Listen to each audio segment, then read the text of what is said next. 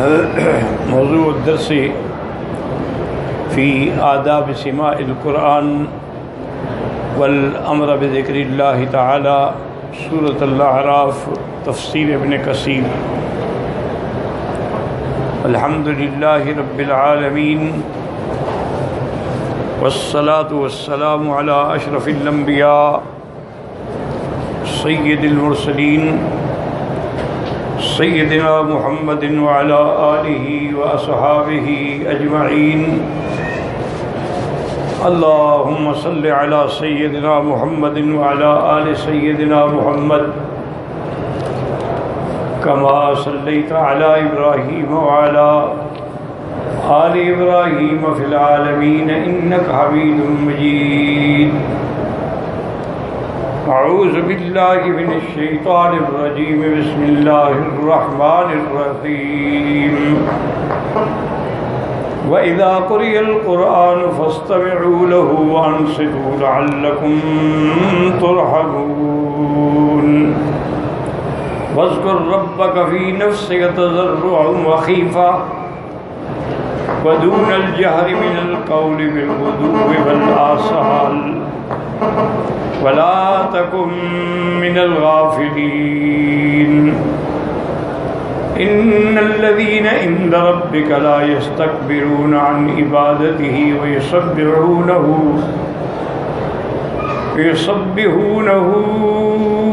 وله يسجدون.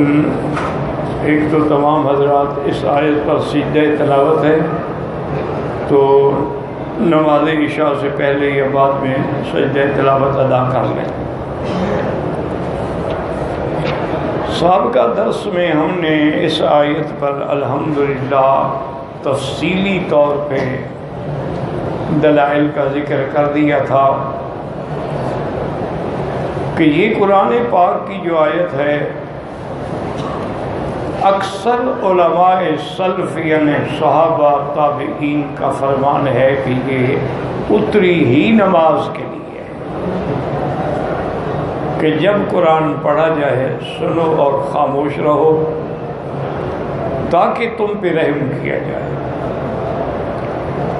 اور بعض علماء یہ بھی فرماتے ہیں کہ یہ عام ہے، یعنی نماز کے لیے بھی ہے، خطبہ جمعہ کے لیے بھی ہے، خطبہ نکاح کے لیے بھی ہے، خطبہ عیدین کے لیے بھی ہے، اور ویسے بھی اگر کوئی کی تلاوت کر رہے ہیں تو آدمی آداب سماع قرآن کا تقاضا یہ ہے کہ آدمی خاموش رہے اور پوری توجہ سے اللہ کے قرآن کو سمجھے. اور اسی لیے جو مسئلہ فاتحہ ہے وہ صحابہ کے وقت سے ہی مابہ اختلاف ہے. تو جن مسائل میں اختلاف ہو ان مسائل میں کسی کے بارے میں بھی کوئی آدمی تنقید نہ کرے، اعتراض نہ کرے، کیونکہ ہمارا یہ عقیدہ ہے کہ تمام ائمہ جو ہیں وہ برحق ہیں. اللہ تعالیٰ ان کی قبروں پہ کروڑوں رحمتیں فرمائے کہ انہوں نے اللہ کے دین کے مسائل کو جمع کر کے حضور کی امت کے لیے قیامت تک کے مشکلات حل کر دی. ہر آدمی قرآن اور حدیث سے مسائل نہیں سمجھ سکتا ہے. اب دیکھیں اللہ کا قرآن ہے اور مخاطبین بھی عرب ہیں، لیکن صحابہ کو جب ضرورت ہوتی یا تو حضور صلی اللہ علیہ وسلم سے رجوع فرماتے، اور اگر حضور صلی اللہ علیہ وسلم نہ ہوتے تو پھر حضرت ابن عباس، خلفاء راشدین، زید بن ثابت، ابی موسیٰ اشعری، معاذ بن جبل، اسی طرح حضرت معاویہ رضوان اللہ علیہم اجمعین، پھر ان سے قرآن سمجھتے. اور اسی طرح پورے آپ دیکھیں میرے محبوب کے لاکھوں صحابہ ہیں، لیکن ان صحابہ میں اصحاب فتویٰ جو ہیں یعنی جن کا فتویٰ چلتا تھا اور لوگ جن کی تقلید کرتے تھے وہ صرف 7-8. مدینہ منورہ میں حضرت زید بن ثابت تھے، مکہ مکرمہ اور طائف میں حضرت ابن عباس تھے، کوفے میں حضرت عبداللہ بن مسعود تھے، یمن میں حضرت معاذ بن جبل ربی موسیٰ اشعری تھے رضوان اللہ علیہم۔ لوگ ان سے آ کے مسئلہ پوچھتے تھے، اور حتیٰ کہ یعنی اپنے اپنے مسئلے پہ لوگ کہتے ہیں نا کسی ایک امام کی بات کو پکڑنا ضروری ہے جب چاروں حق پہ، نہیں، لازمی بات ہے کہ کسی ایک کی اتباع کرنی ہو۔ حتیٰ کہ یعنی مدینہ منورہ کے لوگ جو ہیں جب حج پہ آتے تو وہاں آ کے ان کو معلوم ہوتا بھی اس مسئلے میں حضرت ابن عباس کو یہ فتویٰ ہو کہ بھی ٹھیک ہے ہوگا، لیکن ہم زید بن ثابت کے فتوے کو نہیں چھوڑیں گے، کیونکہ ہمارے مفتی جو ہے مدینہ منورہ میں زید بن ثابت ہیں، ہم ان کی بات کیوں چھوڑ دیں؟ تو اس لیے ضروری ہے کہ جس ملک میں جو فقہ رائج ہے، جو فقہ پڑھائی جاتی ہے، جس فقہ کے علماء ہیں، صلحاء ہیں، بس اسی پہ آدمی مسئلہ پوچھے اور چلتا ہے، پھر کوئی جھگڑا نہیں ہوتا۔ جیسے کہ اب مصر کے علاقے میں زیادہ تر جو ہیں وہ شوافی ہیں، تو وہ لوگ امام شافعی رحمۃ اللہ علیہ کے قول پہ عمل کرتے۔ یہ افریقی ملکوں میں سوڈان ہے، حبشہ ہے، یہ نائجیریا ہے، یہاں سے یہ امام مالک رحمۃ اللہ علیہ کی فقہ ہے، وہ مالکی لوگ ہیں۔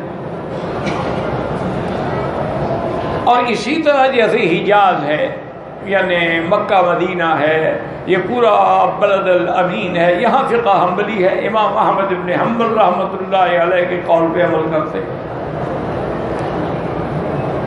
اور اس کے علاوہ جتنا ایشیا ہے یا آپ کا ہندوستان ہے، پاکستان ہے، بنگلہ دیش ہے، ترکستان ہے، اسی طرح ماوراء النہر، سارا فقہ حنفی پہ عمل ہوتا ہے۔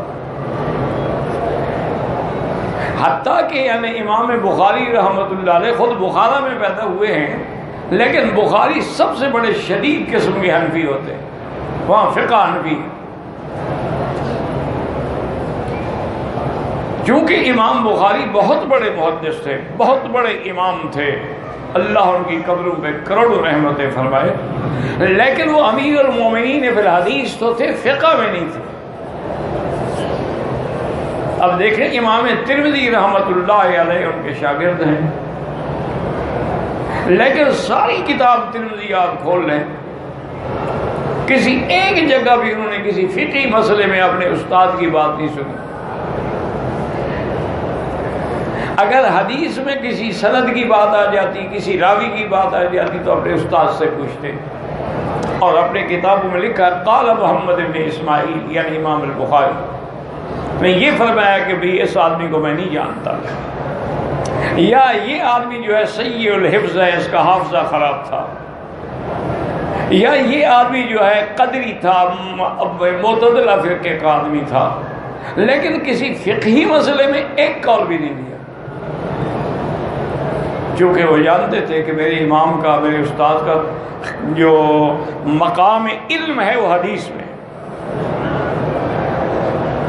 اسی طرح یاد رکھیں کہ اپنا تو ان آیات میں، روایات میں اب یہ قول ہو گئے، ایک تو یہ بات یعنی بالاتفاق منصوص ہے کہ قرآن پڑھا جائے، سنو اور چپ کرو، یہ تو نص قطعی ہے۔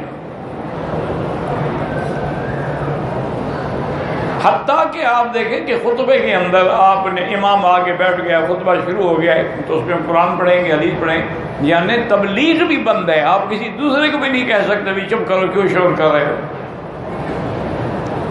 خاموش۔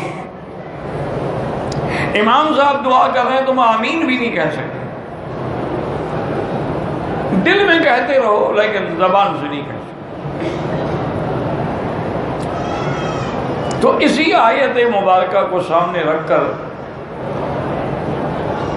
امام ابو حنیفہ رحمۃ اللہ علیہ فرماتے ہیں کہ بھائی امام ہو آدمی، یعنی نماز پڑھا رہا ہو، یا اکیلا ہو، منفرد ہو، اس کا کسی کو اختلاف ہی نہیں، اس نے فاتحہ پڑھنی ہے،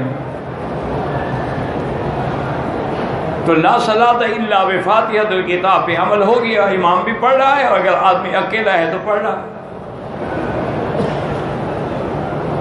لیکن وہ فرماتے ہیں کہ جب ہم دیکھتے ہیں کہ قرآن پڑھا جائے تو تم چپ رہو. جو خود پڑھ رہا ہے وہ تو چپ نہیں رہ سکتا نا, وہ تو پڑھ رہا ہے, وہ کیسے چپ رہے؟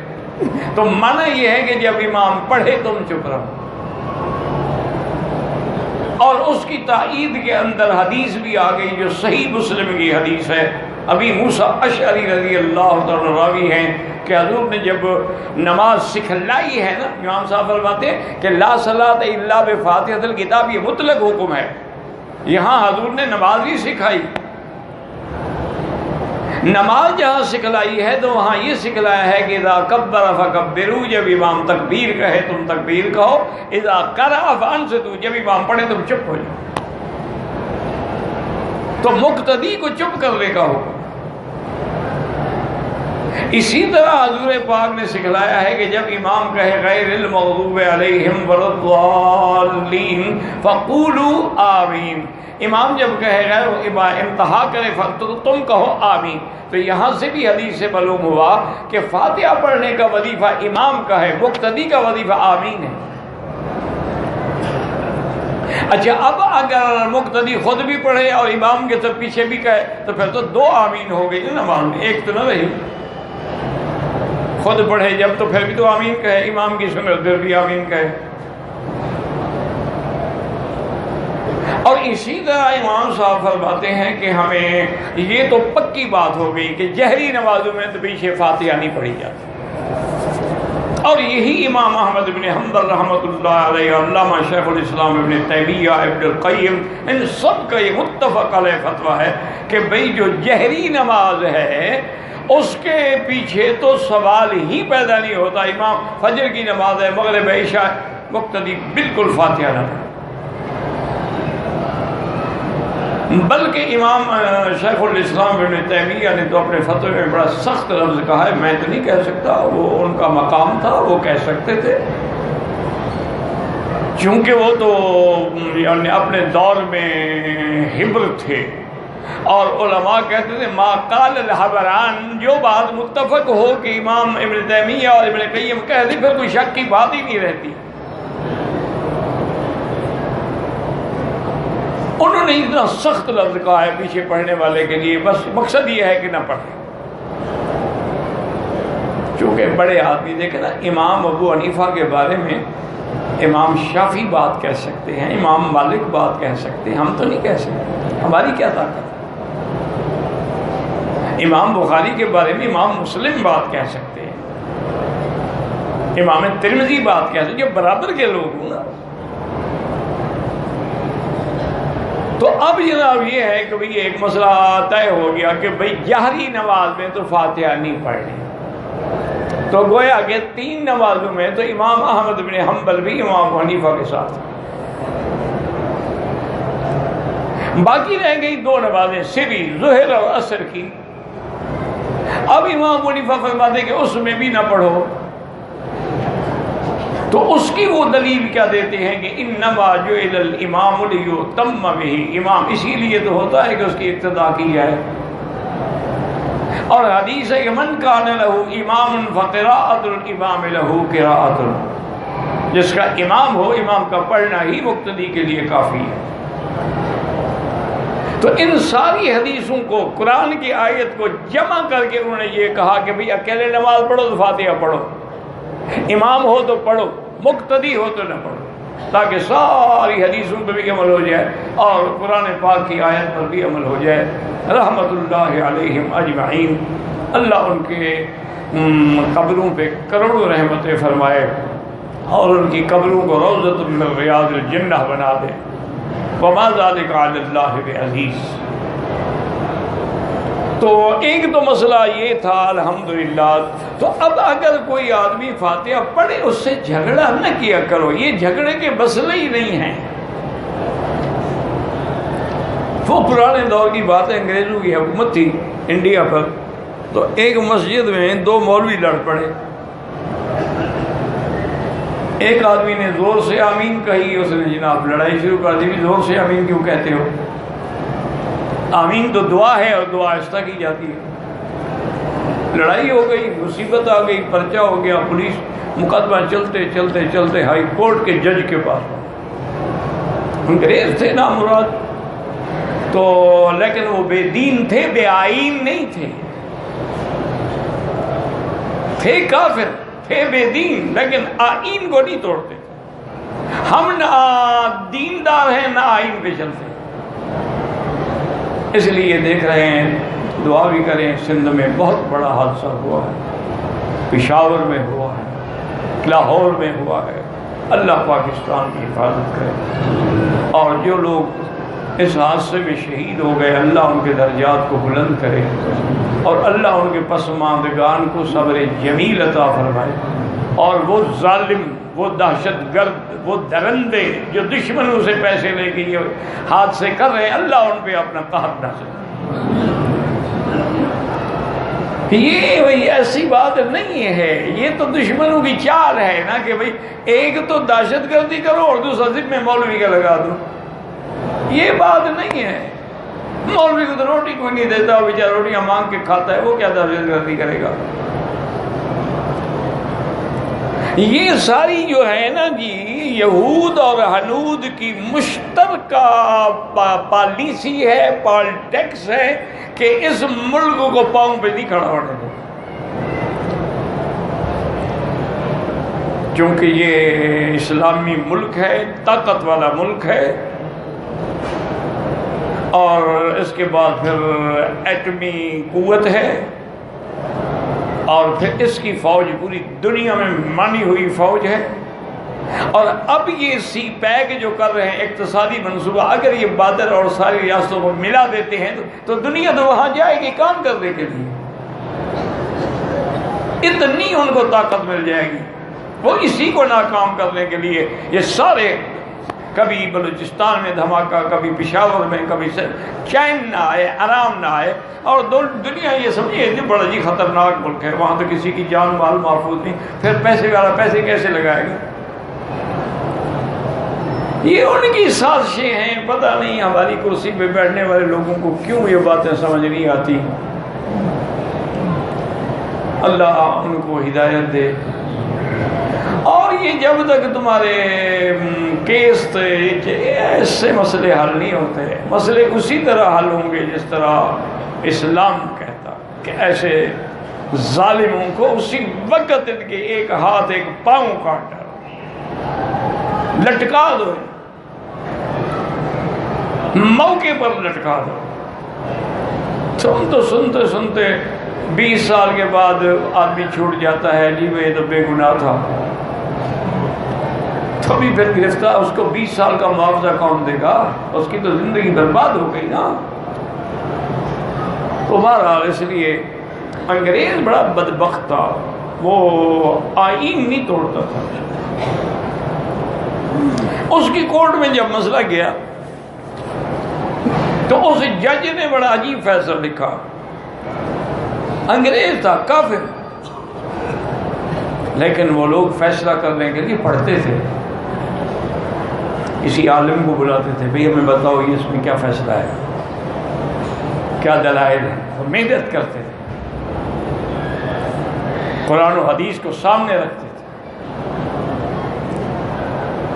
تو اس کے بعد اس نے فیصلے میں لکھا کہ آمین بالجہر بھی ثابت ہے، زور سے آمین کہنا بھی دلائل سے ثابت ہے، اور آمین بالسر جو ہے آہستہ کہنا وہ بھی دلائل سے ثابت ہے، آمین بالشر کہیں ثابت نہیں، لہذا دونوں کو 6 مہینے کی سزا دے۔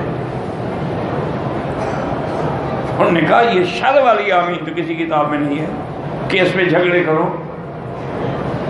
آہستہ بھی ثابت ہے، زور سے بھی ثابت ہے، لڑائی کس بات کی؟ اب دیکھیں نہیں محدثین نے رفع دین کا باب بھی باندھا ہے، نہ کرنے کا باب بھی باندھا، پھر لڑائی کس بات کی؟ باقی ہوتا ہے کہ دلائل کی قوت دیکھی جائے کہ دلائل کی قوت کس کے اندر زیادہ ہے، اور قول اقوال راجحہ کیا ہے، کیوں منصوص میں تو جھگڑا ہوتا ہی نہیں نا۔ ایک بات یاد رکھو، جو مسائل منصوص ہیں اس میں کبھی جھگڑا نہیں ہوگا۔ اب مغرب کی 3 رکعتیں کوئی امام کہتا ہے کہ 4 رکعت پڑھ لو، کبھی نہیں کہے۔ فجر کی 2 رکعتیں کوئی امام نہیں کہتا کہ 3 پڑھ لو، مکے آئے ہوئے ثواب زیادہ ہوگا. تو جو نص ہے اس میں کبھی جھگڑا نہیں ہوگا. جھگڑا ہوتا ہے اس میں جو فروعی مسائل ہیں جن میں نص نہیں ملا، نہ قرآن ملا نہ حدیث ملی. وہاں مجتہد کا اجتہاد ہوتا ہے، اور مجتہد اگر غلطی پہ بھی ہو اللہ اس کو ثواب دیتے ہیں کہ المجتہد یخطی و یصیب ان اخطأ فلہ اجر و ان اصاب فلہ اجران. کہ اگر مجتہد سے غلطی بھی ہو جائے، اجتہاد کیا لیکن خطا ہے، تو پھر بھی اس کو محنت کرنے کا ثواب تو اللہ دیتے ہیں کہ تم نے محنت تو کی نا. اور اگر اس نے محنت کی اور صحیح مسئلے پہ پہنچ گیا تو اس کو 2 ثواب دیے جاتے. تو اس لیے کسی مجتہد پر، کسی امام پر، کسی عالم پر، وہ شافعی ہو، مالکی ہو، حنبلی ہو، حنفی ہو، اہل حدیث ہو، کبھی اعتراض نہ کیا کریں. یہ سب علماء پر حق تھے، اور ان کی دشمنی کرنے والا اللہ کا دشمن بن جاتا ہے، اللہ سے جنگ کرنی پڑتی ہے.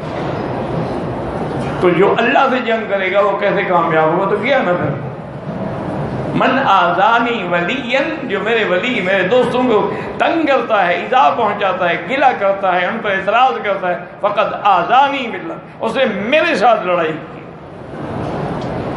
تو اس لیے سب کا احترام کیا کریں، اور بڑے اصول سے. ہاں اچھا، ایک امام کے قول کو چھوڑ کے دوسرے پہ مل گئے، یہ بھی علماء کا کام ہے، تمہارا ہمارا نہیں کہ مرضی ہے ادھر چلے جاؤ، مرضی ہے ادھر چلے جاؤ. پھر تو ماشاءاللہ تم امام سے خود بڑے ہو گئے نا. یا 2 کشتیوں پہ پاؤں رکھ لو، جدھر سے فائدہ لگا وہ مسئلہ لے لیا، اور جدھر سے نقصان ہوا اس کو چھوڑ دیا، تو وہ تو پھر ڈوبنے والی بات ہے. اس لیے اپنے اصولوں پر ہمیشہ قائم رہیں. حضرت مولانا نذیر حسین دہلوی رحمۃ اللہ علیہ اہل حدیث کے بڑے علماء میں سے تھے، جو چوٹی کے ان کے علماء گزرے ہیں نا جی، ان میں سے تھے. اور وہ پڑھاتے تھے تو ان کے درس میں ایک طالب العلم جو ہے وہ کچھ گستاخ تھا، اللہ ہدایت دے، مر گیا اب تو، گستاخ تھا. تو آیا تو حضرت بیٹھے ہوئے ہیں، اور حضرت نے پوچھا بھی کچھ نہیں، ایسے چھیڑ دیا. اور جی امام حنیفہ کو 17 حدیثیں آتی تھی، مجھے 50 حدیث یاد ہے. امام حنیفہ سے میں بڑا عالم ہوں. آپ نے فرمایا کیا کہہ رہے ہو، ادب کرو. وہ بڑبڑاتا ہوا اٹھ کے چلا گیا. تو حضرت کی زبان سے نکلا، طلباء سے کہا کہ مجھے ڈر ہے اس بندے کا، اس کا خاتمہ ایمان پہ نہیں.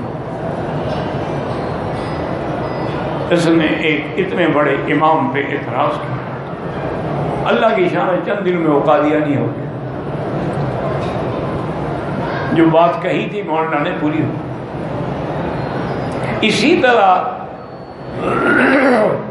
حضرت خواجہ غلام فرید قریجہ جو چاچڑے کے بڑے بزرگ تھے، ان سے کسی نے پوچھا کہ حضرت علماء دیوبند کے بارے میں آپ کی کیا رائے ہے؟ یہ تو سنا ہے بڑے وہابی ہیں، اور رسول کو نہیں مانتے، میلاد کو نہیں مانتے، عرس کو نہیں مانتے، یہ تو جناب درود کو نہیں مانتے، ختم کو نہیں مانتے. تو آپ نے فرمایا کہ جو آدمی علماء دیوبند سے سوء ظن رکھتا ہے، یعنی برا گمان رکھتا ہے، فقیر کو اس کے سوء خاتمہ کا خطرہ ہے کہ اس کا خاتمہ ایمان پہ نہیں ہوگا. یہ انہوں نے کہا، اور اشارات فریدی کتاب ہے ان کے، اس میں لکھا ہوا. حالانکہ وہ خود بریلوی، خود پیر تھے بھائی، بریلوی ہونا تو الگ بات ہے، وہ تو خود اتنی بڑی گدی کے پیر تھے. لیکن جو حق بات ہے، انہوں نے کہا میں نے دیکھا ہے علماء دیوبند میں علماء بھی ہیں، اولیاء اللہ بھی ہیں، ان میں صالحین بھی ہیں، عابدین بھی ہیں، مفسرین بھی ہیں، محدثین بھی ہیں. ان کے بارے میں گمان برا رکھو گے تو پھر عاقبت ٹھیک نہیں ہوگی. تو اس لیے ہمیشہ میری ایک گزارش ہے کہ امت کو دنیا دشمن لڑانا چاہتا ہے، کبھی مسئلے پہ لڑا دیا، کبھی سنی شیعہ کو لڑا دیا. بھائی شیعہ کو باطل فرقہ ہے، لڑائی کا کیا حق ہے؟ یا جب سے ہم لڑنے لگے ہیں کوئی شیعہ ختم ہو گئے یا سنی ختم ہو گئے؟ یہ فرقے چلتے رہیں گے۔ وہ ایک وہ ہمارے استاد تھے، بڑے فقیر تھے، اللہ ان کی قبر پہ کروڑوں رحمتیں کرے۔ تو ایک دن طالب کوئی تھا، میرے جیسا کوئی پاگل ہوتے ہیں نا طالب، تو اس نے کہا کہ حضرت آپ کے جو جنات تابع ہیں، مدرسے میں بھی پڑھتے ہیں، ان کو کیوں نہیں کہتے ہو کہ شیعہ کو جا کے بس رگڑ ڈالیں؟ ہم نے کہا ان کے پاس بھی تو پڑھتے ہیں۔ انہوں نے فرمایا بھائی اگر ہمارے پاس پڑھتے ہیں تو ان کے پاس بھی تو پڑھتے ہیں، پھر تو ان کی آپس میں لڑائی کروا دوں نا۔ یہ اللہ کا نظام ہے، چلتا رہے گا۔ اگر اللہ چاہتے تو پوری امت کو ایک کلمے پہ متفق کر دیتے، کوئی اختلاف بھی نہ ہوتا، تو پھر دنیا بنانے کا کیا فائدہ ہوتا، امتحان کیسے ہوتا؟ تو یہ ایک اللہ کا نظام ہے، یہ اختلاف چلتا رہے گا، اور اختلاف بھی فروع میں ہے، نصوص میں نہیں ہے۔ ایک بات پلے باندھ لو، قطعاً کسی ایک مسئلے میں مجھے دکھا دو کہ نص موجود ہے، قرآن موجود ہے، حدیث موجود ہے، اور کہتے ہیں کہ امام کی بات مانو۔ حتیٰ کہ خود امام ابو حنیفہ رحمۃ اللہ علیہ سے کسی نے یہاں مکے میں کہا جب حج پہ آئے کہ حضرت ہم نے سنا ہے کہ آپ قیاس کو ترجیح دیتے ہیں حدیث پر۔ فرمایا اللہ کے بندے اگر میں قیاس کو ترجیح دیتا تو پھر پاؤں کے مسح کو نیچے کا حکم دیتا کہ نیچے سے مسح کیا کرو، زمین پر تو نچلا حصہ لگتا ہے، اوپر والا تو نہیں لگتا۔ لیکن حکم چونکہ اوپر کا ہے تو میں اوپر والے حکم کو مسئلہ دیتا، پھر میں قیاس کو کیسے ترجیح دیتا ہوں حدیث پر؟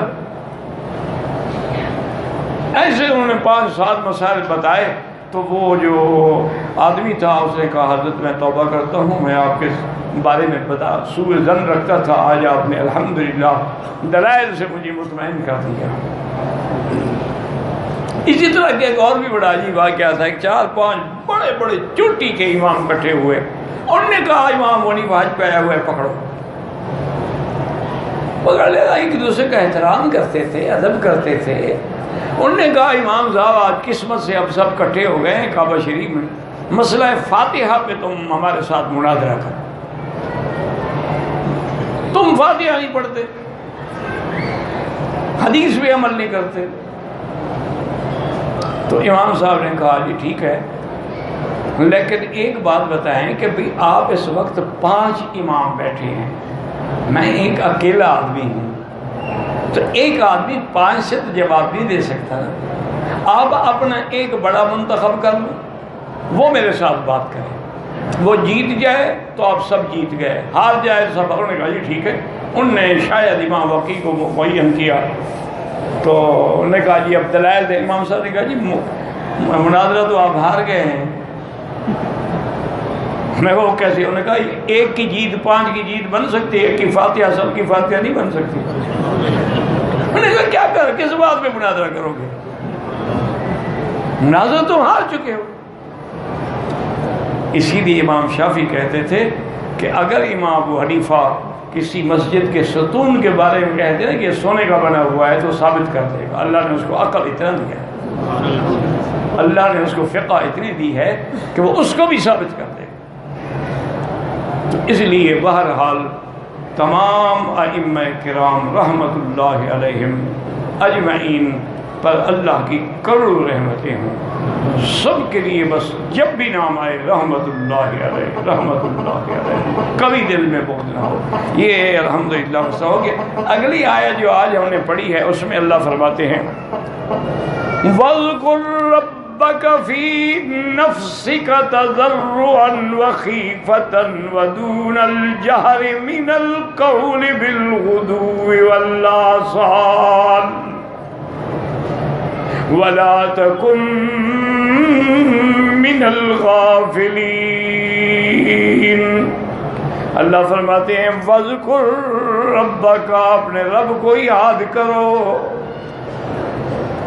فی نفسک، اپنے دل میں یاد کرو، بڑی عاجزی کے ساتھ، بڑی ہیبت ڈرتے ہوئے اللہ کو یاد کرو، اللہ کا ذکر کرو۔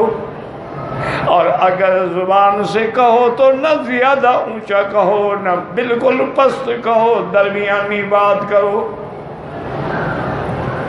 تو یاد رکھیں کہ اللہ نے پورے قرآن میں اب دیکھیں نا جی، نمازیں 5 ہیں، حج سال میں زندگی میں 1 ہے، رمضان المبارک کا 1 مہینہ ہے پورے سال میں، یعنی ہر عبادت کی ایک حد ہے، معین ہے۔ آپ 5 کا 6 نہیں کر سکتے ہیں، آپ زندگی میں 1 بار کے حج کو 2 دفعہ فرض نہیں کر سکتے، ویسے نفلی پڑھتے رہو۔ ایک ایسی چیز ہے جس کی حد کوئی نہیں، وہ کیا ہے؟ وہ ذکر ہے۔ یا ایھا الذین آمنوا اذکروا اللہ ذکرا کثیرا، ایمان والو اللہ کا ذکر کرو ڈھیر۔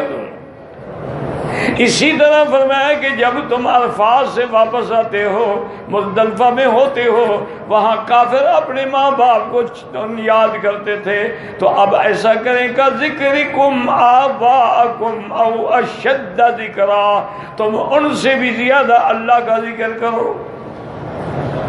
تیسری آیت میں فرماتے ہیں وَاذْكُرُوا اللَّهَ فِي أَيَّامٍ مَّعْدُودَاتٍ، میرے بندے یہ تنہیں چند گنے چنے دن ملے ہیں، ان میں ذکر کرو۔ اور کسی جگہ فرماتے ہیں فَاذْكُرُونِي أَذْكُرْكُمْ، تم مجھے یاد کرو میں تمہیں یاد کروں گا۔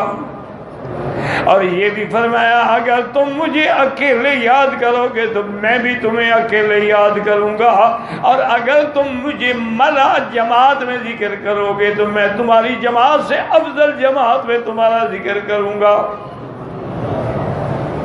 اسی طرح اللہ تبارک و تعالی نے اپنے نبی کو بھی حکم دیا فَسَبِّحْ بِحَمْدِ رَبِّكَ قبل طلوع الشمس وقبل غروبها، اور کہیں فرمایا اقم الصلاۃ لذکری، جہاں دیکھو کسی جگہ فرمایا وَلَذِكْرُ اللَّهِ أَكْبَرُ وَاللَّهُ يَعْلَمُ مَا تَصْنَعُونَ۔ تو یاد رکھیں کہ ذکر جو ہے، اب اس ذکر کے یاد رکھیں کہ طریقے، ورنہ تو نماز بھی ذکر ہے، حج کیا ہے؟ ذکر ہے۔ عمرہ کیا ہے؟ ذکر ہے۔ لبیک اللہم لبیک جو ہے کیا ہے؟ ہر چیز ذکر ہے، کہ اصل بات تو اسی کی یاد ہے نا۔ اسی لیے اولیاء اللہ جو تھے وہ اسی پہ زور دیتے تھے، لا الہ الا اللہ محمد الرسول اللہ۔ اور نے فرمایا کہ جو کچھ ہمیں ملا ہے اسی ذکر سے ملا ہے۔ اور اللہ کے نبی نے فرمایا افضل الذکر لا الہ الا اللہ محمد الرسول اللہ۔ اور یاد رکھیں صحیح حدیث میں ہے، حضور نے فرمایا اللہ فرماتے ہیں جس بندے کو میرے ذکر سے فرصت نہ ملے وہ اپنے لیے دعا مانگنے کے بجائے ذکر کرتا رہے، اعطیتہ افضل ما اعطی السائلین، میں اس کو مانگنے والوں سے بھی زیادہ بہتر بدلہ دوں گا۔ اب یاد رکھیں کہ ایک ذکر خفی ہوتا ہے، ایک ذکر جلی ہوتا ہے، ایک ذکر سری ہوتا ہے، ایک ذکر جہری ہوتا ہے، ایک ذکر قلبی ہوتا ہے، اور ایک ذکر فکری ہوتا ہے۔ ذکر کی انواع و اقسام ہیں۔ دعا کریں اللہم اجعلنا من الذاکرین الشاکرین لنعمک برحمتک یا ارحم الراحمین۔ واللہ اعلم۔